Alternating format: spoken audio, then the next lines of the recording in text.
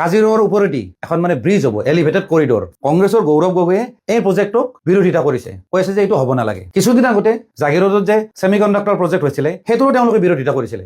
কংগ্ৰেছৰ মতে অসমত টেলেণ্টেড মানুহ নাই, অসমৰ মানুহবিলাক বুৰ্বক। কংগ্ৰেছ দলটোৱে প্ৰায়ভাগে দেখা পাওঁ উন্নয়নৰ বিৰোধিতা কৰে। আৰু কেতিয়াবা কেতিয়াবা মোৰ এনেকুৱা অনুভৱ হয় তেওঁলোকে একচুৱেলি বিজেপি দলটোক বিৰোধিতা কৰা নাই, অসমীয়া ৰাইজৰ উন্নয়নৰ বিৰোধিতা কৰিছে। আমাৰ সমাজখন সুস্থ হৈ থাকিব লগা হ'লে বা সমাজখনৰ উন্নয়ন হ'ব লগা হ'লে আমি ৰাজনীতিৰ কথা পাতিব লাগিব। এতিয়া উন্নয়ন বুলি কওঁতে মোৰ দুটামান কথা মনত আহিল। কাজিৰঙাৰ ওপৰেদি এখন ব্ৰিজ হ'ব, এলিভেটেড কৰিডৰ। আমাৰ মাননীয় প্ৰধানমন্ত্ৰী আহি আধাৰশিলা স্থাপন কৰিলে এতিয়া গাড়ীবিলাকৰ কাৰণে কোনো স্পীড লিমিট নাথাকে আৰু জন্তু জানোৱাৰ বিলাকে আৰামছে চলা ফুৰা কৰিব পাৰিব। আগতে কি আছিলে, সেইফালৰ মানুহ ইফালে আহোঁতে অলমষ্ট 1 ঘণ্টা 1.5 ঘণ্টা এক্সট্ৰা টাইম গুচি যায়। আৰু আমাৰ গুৱাহাটীৰ ফালৰ যেতিয়া মানুহ যাব তেওঁলোকৰো মোটামুটি 1 ঘণ্টা 1.5 ঘণ্টা এক্সট্ৰা টাইম গুচি যায়। কাৰণ কাজিৰঙাত আপুনি হাই স্পীডত গাড়ী চলাব নোৱাৰে, তাত স্পীড লিমিট দিয়া আছে, ক'ৰবাত 20, ক'ৰবাত 30, ক'ৰবাত 40। আৰু তাৰ ওপৰত যদি গাড়ী চলোৱা হয় কেতিয়াবা জীৱ জন্তুৰ লগত এক্সিডেণ্ট হৈ যায়। এই কৰিডৰটো যদি হৈ যায় তেতিয়াহ'লে আপাৰত যোৱা মানুহখিনি আৰু লোৱাৰত অহা মানুহখিনিৰ অলমষ্ট 1 ঘণ্টাকে টাইম বাচি গ'ল। জীৱ জন্তুৰ কাৰণে কোনো টেনচনে নাই, এক্সিডেণ্ট আৰু নহয়। আৰু লগতে এই কৰিডৰটো হ'লে অসমৰ লগত সাউথ ইষ্ট এছিয়াৰ কানেক্টিভিটিটো বাঢ়ি যাব। ক'ব গ'লে অসমৰ সামগ্ৰিক উন্নয়ন হ'ব।